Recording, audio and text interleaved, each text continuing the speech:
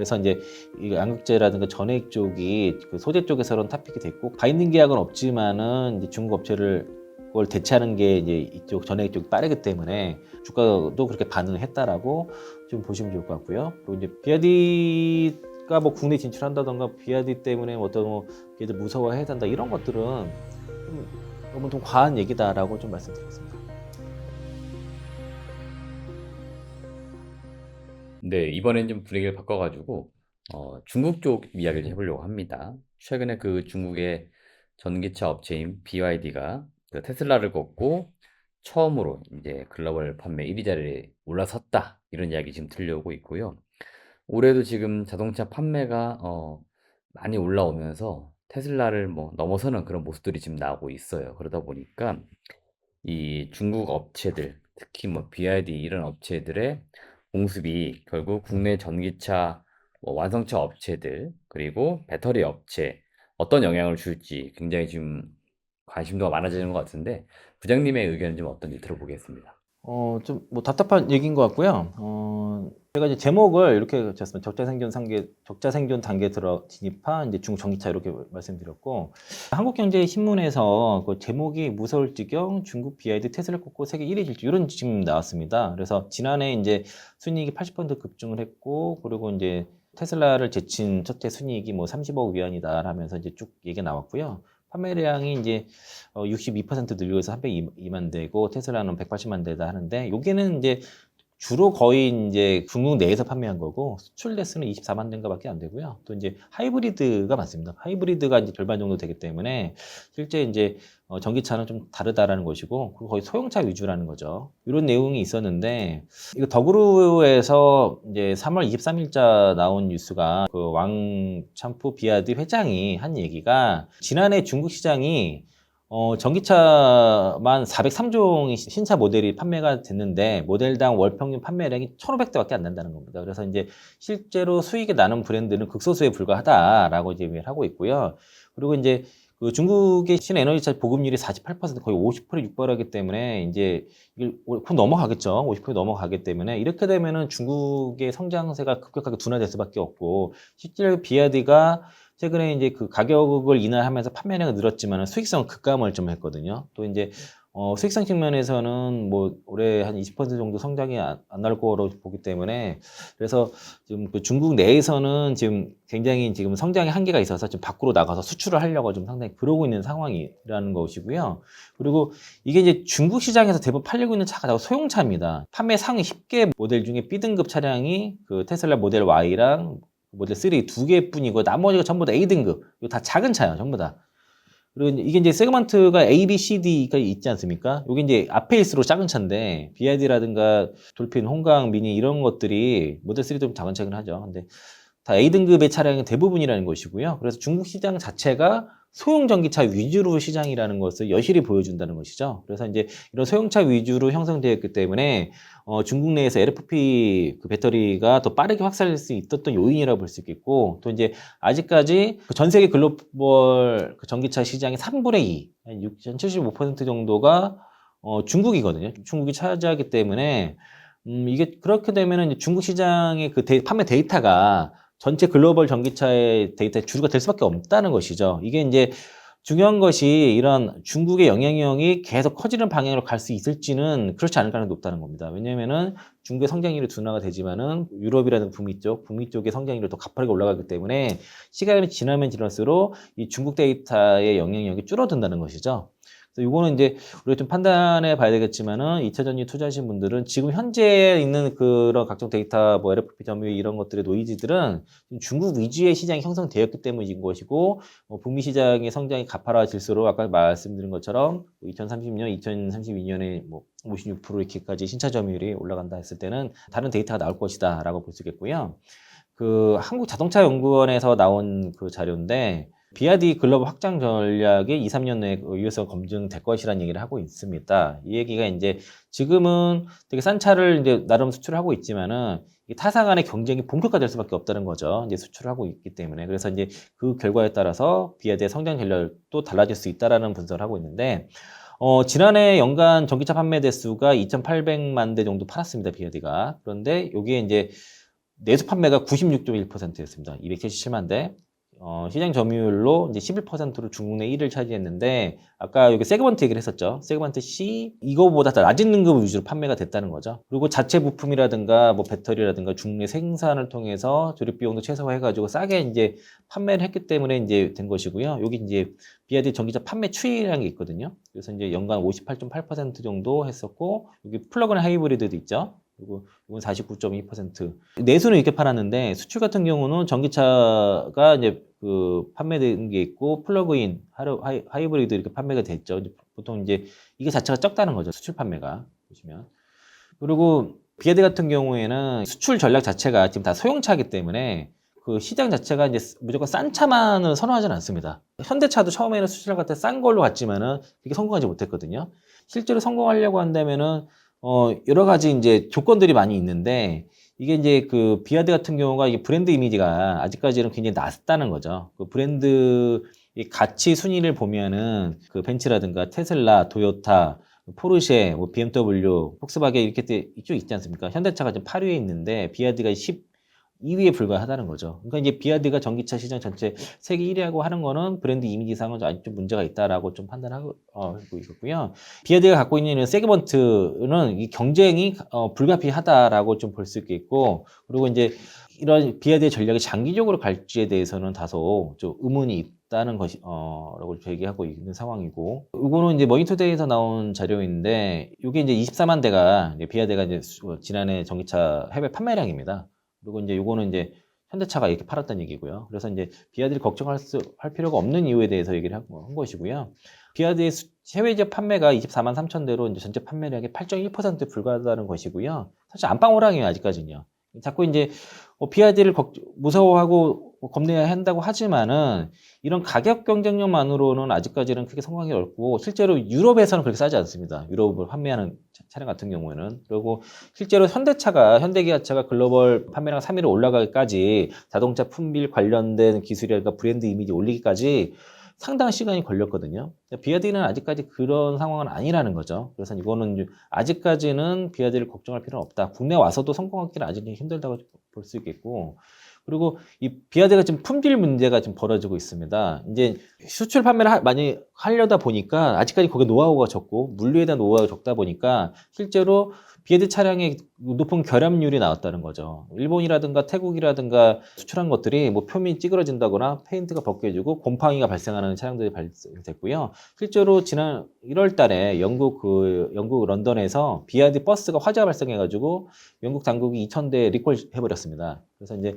이런 품질 문제가 상당히 나타나는 건데, 또 이제 BYD 본사에서 무리하게 지금 판매를 목표량을 할당하는 그런 지금 상황도 좀 벌어지면서 지금 그 내부 직원들도 반발을 하고 있는 상황이고, 그리고 지난해 말 기준으로 유럽 내 창고에 그 1만 대 이상의 BYD 재고 차량이 쌓여 있어가지고 이게 이제 인증서가 곧 만료되기 때문에 도로 지금 중국으로 보내야 되는 상황입니다. 그래서 이제 BYD 같은 경우에는 이런 이제 그 수출에 대한 경험 부족이 상당히 약점을 떠오르는 상황이고, 이런 수출하는 방식이 사실상 그 80년대 방식입니다. 요즘은 거의 현지에서 공장을 져서 현지에서 직접 생산하는 방식으로 많이 가고 있는데, 아직까지 그 해외 생산 공장이 없다 보니까 중국 내에서 생산을 해서 수출하는 방식으로 하면서 이제 가는데, 생각보다 이 차량 가격이 좀 비싸게 지금 판매가 된다는 거죠. 그리고 또 하나가 이제 그걸 가격을 해서 다운시켰을 때는 오히려 이제 그 수익성 하락을 감수하면서 팔아야 된다는 것이고, 그리고 아까 나온 내용이 그대로인데, 이게 이제 BYD가 아직 장거리 물류에 대한 경험이 부족하다는 게 일단 드러났다는 것이고요. 이런 물론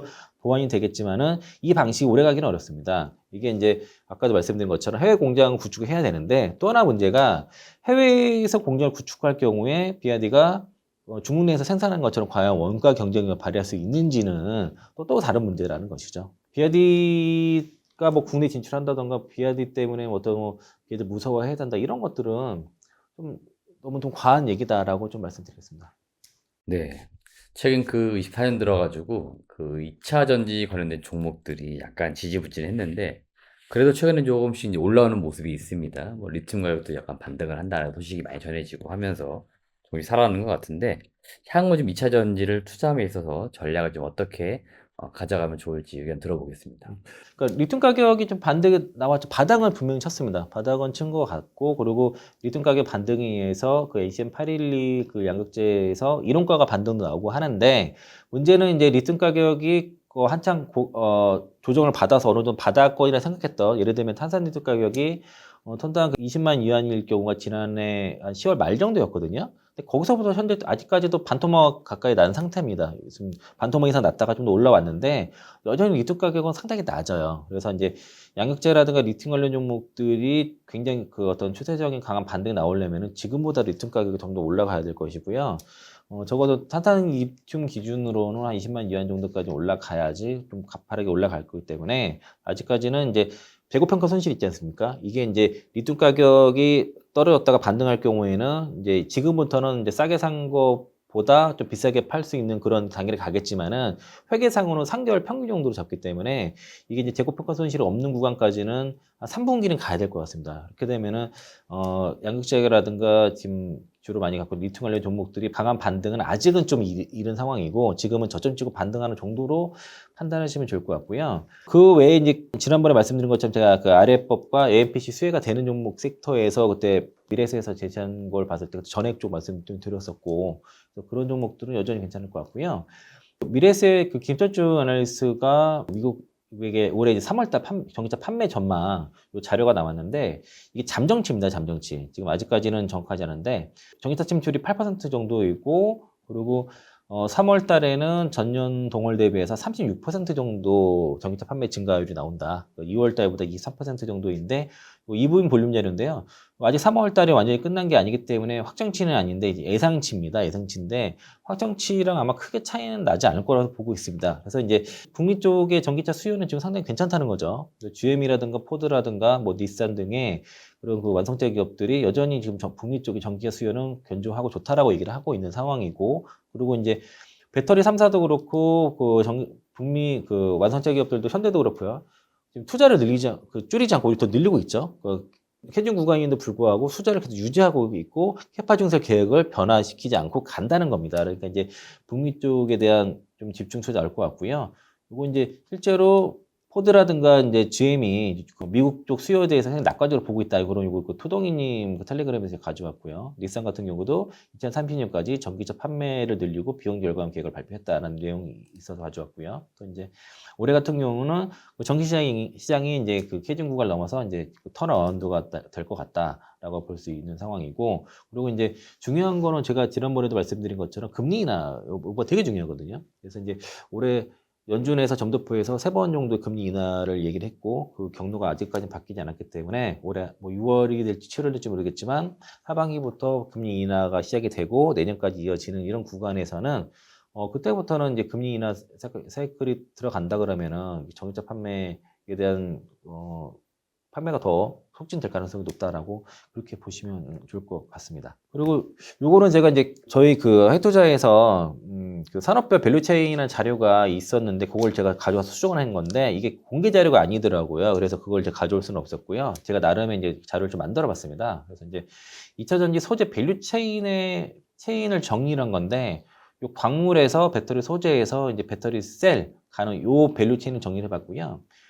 리튬이라든가 니켈 이런 그 광물을 하는 업체가 주로 에코프로, 포스콜리엔스, 금양이라는 업체들이 있고, 그리고 이제 양극재 쪽에서는 뭐 우리나라 딱 5개밖에 없지 않습니까? 에코프로비엠, LG화학, 포스코피챔, LNF, 코스모 흰소재라는 기업들이 있고, 양극재에 도전제가 들어가죠. 도전제를 하는 기업이 LG화학이라든가 나노 흰소재, 그리고 이 도전제 원료를 공급하는 게 제이오라는 기업이 있고요. 그리고 이제 알루미늄 박 쪽에는 뭐 삼알루미늄, DI동일, 롯데알루미늄은 비상장이고요. 그리고 최근에 이제 동원 시스템즈가 그 인터배터리에서 뭐 알루미늄 막 한다고 좀 발표를 한 것 때문에 최근에 주가가 움직였는데, 아직까지는 뭐 들어간다고 하더라고요. 거기서 들어가는데 양은 좀 작은 것 같고요. 그리고 양극재 들어가는 전구체 같은 경우가 이제 코프로버티랑 에코앤드림이랑 기업이 있습니다. 그래서 이제 이런 기업들이 있으니까 이거 관련된 회사들은 좀 공부를 해보시면 좋을 것 같고요. 응급구 쪽에서는 좀 더 간단합니다. 이제 포스코피체엠이 흑연을 직접 하고 있고, 그리고 인조 흑연도 하고 있죠. 바인더 쪽은 산소 케미칼이 있고요. 실리콘 응급제는 그래서 리서치에서 대주전자 이론 되게 힘들게 다루셨더라고요. 그래서 영상 같이 보시면서 참고하시면 좋을 것 같고요. 잘 나와서 영상이. 그리고 SKC도 실리콘 응급제를 합니다. 그리고 실리콘 응급제를 가장 큰 캐파와 양쪽 모든 타입을 다 하게 될 게 아마 포스콜링스가 요구를 할 것 같고요. 그리고 이제 시엔트 도전제도 음극제도 들어가는 거거든요. 그래서 양극 음극 다 들어가기 시엔트 도전제라서 LG와 이제 나노신스의 제이오 똑같이 들어가고 동박 쪽은 지금 가장 캐파 막 큰 거는 SKC고 AI 그 반도체 동박 쪽에 어저께 뭐 들어간다 해서 상한가 나왔던 게 솔루션 소지였죠. 롯데 에너지 머티리얼도 사실 반도체 동박을 합니다. 그러니까 이제 배터리에 들어가는 동박과 반도체에 들어가는 동박이 다릅니다. 거기에 이제 가장 그 큰 캐파를 갖고 2025년까지 가장 큰 캐파를 구축할 게 SKC고 따라가는 게 롯데 에너지 머티리얼인데 반도체 쪽에 동박을 하는 게 이 두 개가 가지고 있어요. 그걸 참고하시면 좋을 것 같고 고려하는 이제 이쪽에 진출하겠다 그래서 후발주자인데 보시는 거는 요 그 선발주자 위주로 보시는 게 좋을 것 같고요. 그리고 이제 아직까지는 그 아래법에 대해 본격 보조금 수혜가 되지는 않지만은 중국 업체들이 동박 업체가 거의 40개가 넘어요. 중국 내에서. 그런 업체들이 좀 정리가 될 것이고 북미에서도 이제 중국 업체들 대신에 이제 국내 업체 거를 상당히 그 좋은 품질이 동박 쓸 가능성이 높기 때문에 요 국내 업체들 잘 보실 필요가 있을 것 같고요.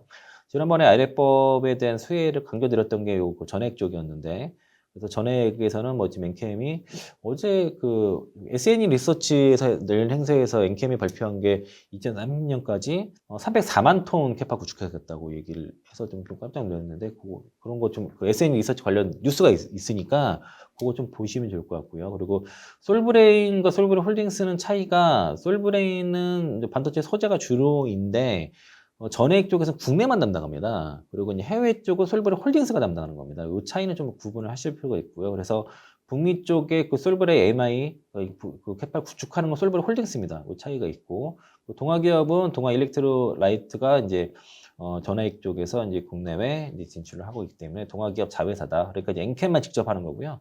덕상테크코피아 동아기업 그리고 솔브레 홀딩스 다 자회사라고 보시면 되겠고 그리고 덕상테크코피아가 주가가 상당히 많이 올랐죠. 그때 근데 요 같은 경우가 아마 지난번에 그 바이오 그 중간체 납품 때문에 상한가 나오고선 눌림 나오고 급등했는데 어제 급락한 게 그 오버행 이슈가 이제 한 99만 주니까 100만 주 정도가 4월 5일날 출회되는 게 공시가 나왔기 때문에 좀 눌렸는데 아마 그 4월 5일날 실제로 물량 출회돼가지고 빠지게 되면 또 그런 때 기회를 보시면 되지 않을까 싶고요. 어쨌든 저점 대비해서 저희도 19,000원 뭐 이것도 많이 올랐기 때문에 쉽게 신규 접근하기에는 좀 지금은 조금 부담이 될 수 있다 정도로 좀 판단하시면 좋을 것 같고 여기에 들어가는 첨가제를 엔케이에서 직접 많이 하고 동아기업도 마찬가지로 직접 하고요. 그리고 덕산테크코피아가 올해부터 전에 첨가제 쪽에 뛰어들었습니다. SK온과 같이 공동 개발한 거에 대해서 전에 첨가제 시장에 들어갔고요. 덕산테크코피아는 SK온 쪽으로과 LG 쪽도 가능성이 있긴 한데 SK온 쪽으로 주로 들어갈 것 같고요. 그리고 이제 에코프로 HN이 그 전액 첨가제 사업을 하게 됩니다. 근데 에코프로 HN도 인터배터리 때문에 이후에 주가 많이 올라갔는데 전액 첨가제라든가 도관이라든가 도펀트라든가 이런 것들이 아까 판가 정책들이 아직 확정이 안 돼가지고 그래서 매출 추정이 아직 어려워요, 사실. 그러니까 이게 인터배터리에서 그 다른 유튜브 영상 인터뷰에서 회사 관계자가 매출 목표 향후 2조라고 얘기하면서 그래서 올랐거든요. 근데 이제 그게 언제까지 될지에 대해서 몰라요, 이게. 그러니까 이유가 도가니 같은 경우는 에코프로 BM 간에 지금 판가를 어떻게 정할지에 대한 아직 협의가 끝나지 않기 때문에 그래서 이거는 향후에 이제 추적이 좀 필요한 거지 지금은 이거 밸류에이션이 어렵다 산정이 어렵다는 것이고 그리고 이제 분리막 쪽은 SKIT랑 WCP랑 LG화학이 있는데 LG화학이 도레이랑 합작을 해서 미국 공장을 세우거든요. 그러니까 이제 이거는 일본 업체 경쟁을 하는 구도이기도 하고 SKIT 자체는 좀 시가총액이 좀 다소 좀 높다는 그 평가가 좀 있고요. 보려면 WCP 정도인데 그 뭐냐 전액은 중국을 대체하기 때문에 사실 우리가 이제 거의 독점 구조가 갈 수 있는데 이쪽은 중국은 배제시키도록 일본이 있기 때문에 그냥 과정 구조 가능성이 높고 있고 또 LG화학 자체적으로 지금 분리막을 상당히 캐파를 크게 가져가서 낙수가 상당히 좀 적고 그리고 이제 이쪽이 양극재랑 전해액은요 그 ROIC가 높습니다. 투자자본 이익률이 높은데 이 분리막이라든가 셀이라든가 응급제라든가 이런 쪽은 ROIC가 낮아요. 그래서 이제 이 양극재라든가 전해액 쪽이 그 소재 쪽에서는 탑픽이 됐고 가장 높았던 게 양극재거든요. 그러니까 이쪽이 탑픽 먼저 된 이유가 있던 것이고 바인딩 계약은 없지만은 이제 중국 업체를 그걸 대체하는 게 이제 이쪽 전액 쪽이 빠르기 때문에 아마 실적 매출 성장률이 좀 빠르기 때문에 이쪽 좀 주가도 그렇게 반응을 했다라고 좀 보시면 좋을 것 같고요. 그리고 이제 배터리 셀 쪽은 우리나라 이제 일단 배터리 3사가 핵심이죠. LG 에너솔루션, 삼성 SDI, SK 이노베이션에 또 SK 온이 연결되는데 금양 같은 경우가 이번에 그 인터 배터리에서 이제 원통 배터리 4695 개발 성공했다라고 하면서 이슈가 됐던 것이고요.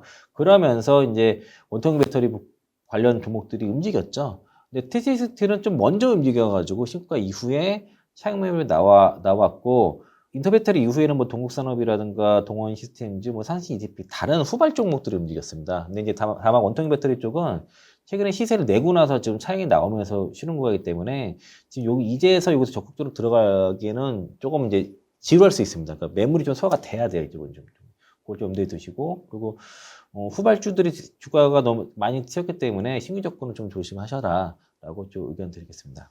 네, 이상으로 네, 오늘 크로스 리서치 초대석 시간에 하이투자증권 강북 WM 센터 영업부장님이신 이창호 부장님 모시고 좋은 이야기 들어봤습니다. 오늘도 출연 너무 감사합니다. 네, 고맙습니다. 고맙습니다.